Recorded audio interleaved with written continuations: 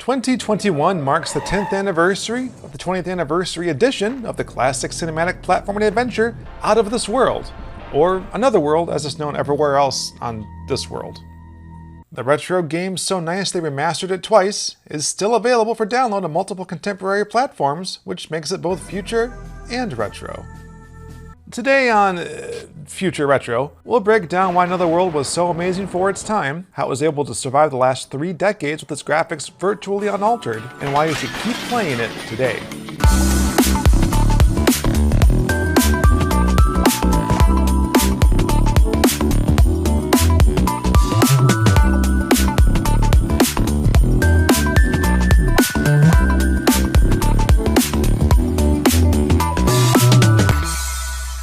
The original version of Another World was a 2-year labor of love by French game developer and graphic artist Eric Chahi and sound designer / composer Jean-Francois Freitas, released through Delphine Software in 1991 for the Amiga?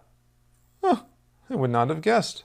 If you're like me, then you are much more familiar with the Super Nintendo port, published by Interplay in 1992, and retitled Out of This World in North America. And we are gonna get into that. You play as Lester Nightshaken, the bland-looking soda-guzzling scientist who is teleported to another world when the particle accelerator where he works one dark and stormy night is zapped by a freak bolt of lightning.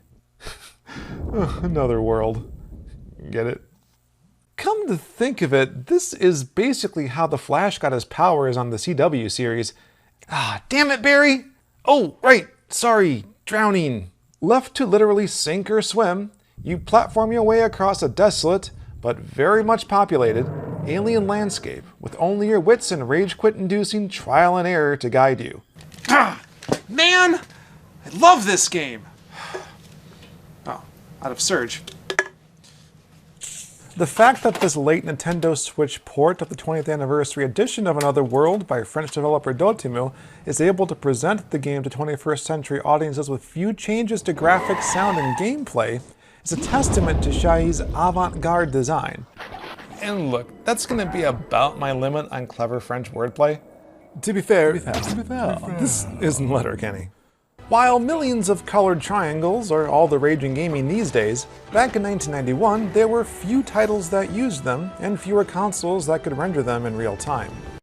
We'll get to you, Star Fox. Promise.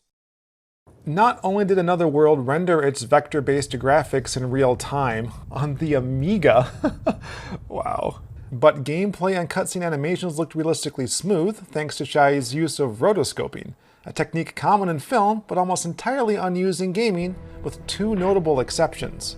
Karateka in 1984, which by that time had been ported from the Apple II to Atari 2600, NES, and Famicom, as seen here, and the original Prince of Persia in 1989, which also received a Super Nintendo port in 1992, both notably developed by Jordan Mechner, who pronounces it Karateka, but the inventor of the GIF format pronounces it GIF, and we don't listen to him either. Chahi, on the other hand, was inspired by games like Dragon's Lair, which was originally released on freaking Laserdisc, but its graphical overhead wouldn't exactly fit onto a floppy. Therefore, the iconic vector-based polygons of Another World had less to do with artistic direction or future-proofing than it did with the space limitations of the Amiga. But an ultimate benefit to the remastered versions was the minimal adjustment needed to the game models and animations, which means the scaled-up full HD version looks crisp and amazing when paired with new high-resolution pixel backgrounds, demonstrating just how far ahead of its time Chahi's vision was 30 years ago. Although, for the nostalgia-hardened, you can emulate the original at the push of a button with a pixelated, low-resolution filter and pretend that it's still the 90s with your Surge and Doritos. Nacho flavored, of course. Oh man, Surge is back? Bonus!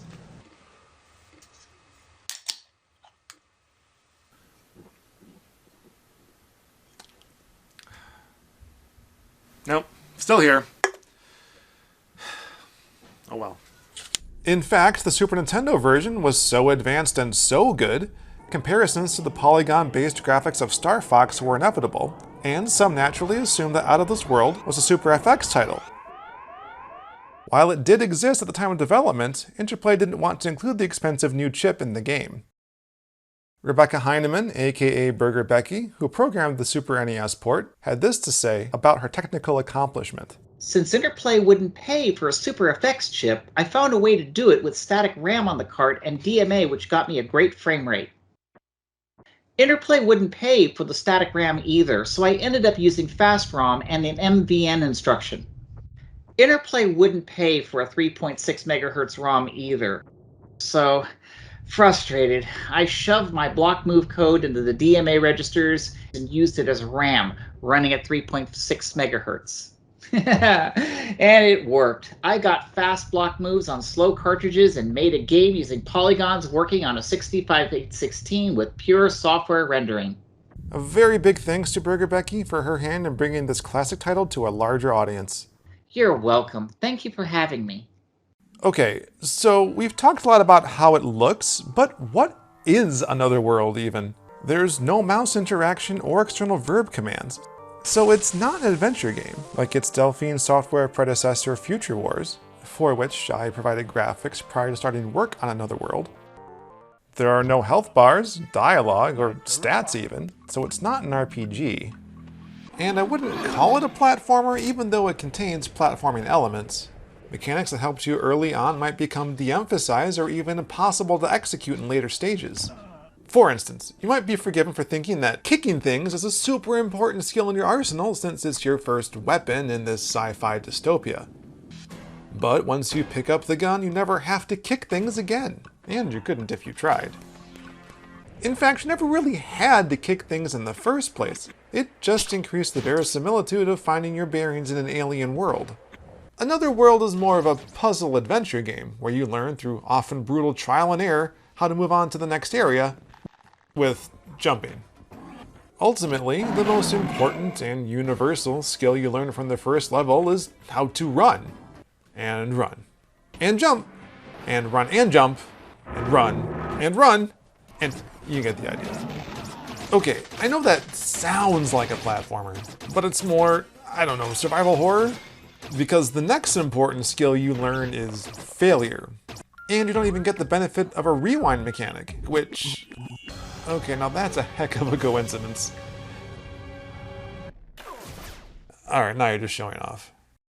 For instance, you learn most about how to use your gun from NPCs using the same gun, either by how they attack you and the ways you can attack back, or how you fail to attack through their defenses, but how you can then defend yourself in turn. Eventually, the NPCs will exhibit abilities you can't replicate, so you'll have to solve the problem by going a little big brain. Using failure to progress in the game eventually becomes your primary weapon, even more so than the literal gun in your virtual polygonal hand. Apart from these hair-raising instances of PvE combat, surprise death from various flora, fauna, and gravity is a constant companion in this adventure. Mercifully, the default difficulty setting on the 20th Anniversary Edition adds more frequent restore points than the original. As a result, failing to flawlessly execute a section probably won't lead to as much rage quitting. Man, this game is easy. Compared to the cartridge and CD versions of this game, restore points are saved, unlocked more accurately, as you pass each one. No more trying to remember a password and forgetting and losing all your progress. You can replay any earlier point in the game and jump forward again at your leisure. If, however, you don't like that kind of hand-holding, there are 3 difficulty levels in the 20th Anniversary Edition, including some small changes to gameplay. What the what? Okay, that's new. Also, if you think playing this version of the game doesn't take as long as others, you're not crazy, and it's not just because there are more restore points. The clock speed on the SNES and Sega CD version was slower than the Anniversary Edition, so the game literally takes less time to complete.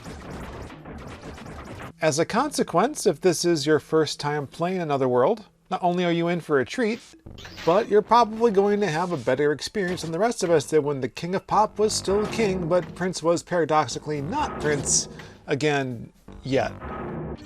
No, not that Prince. So aside from a slight graphical upgrade and subtle changes to gameplay mechanics, the 20th Anniversary Edition of Another World is very nearly a straightforward port.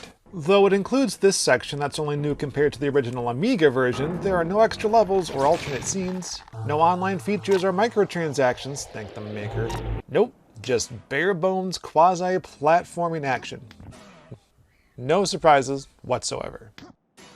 Sound design and musical score are just as important to creating a cinematic experience as rotoscoped polygons, so let me gush to you about the music, just for a minute.